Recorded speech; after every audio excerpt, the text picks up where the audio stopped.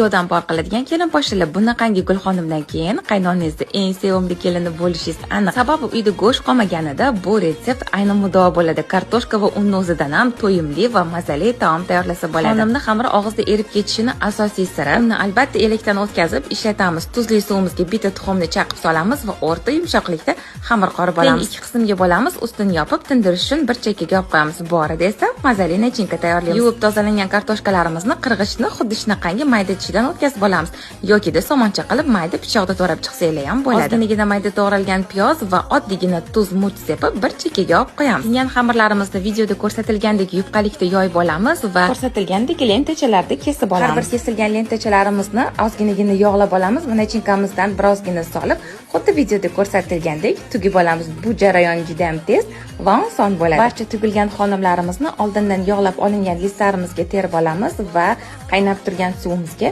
45-50 daqiqaga baland olovga pishirish uchun yuboramiz. Esa ustiga mazali sousini tayyorlaymiz. Sous retseptini esa to'liq qilib opisaniyada yozib qo'yaman. Albatta, bilasizmi, shuni ishonch bilan ayta olamanki, bu oddiy xonimga qaraganda ancha-muncha mazali bo'lar ekan. Oila a'zolaringiz uchun albatta tayyorlab beringlar. Yoqimli ishtaha.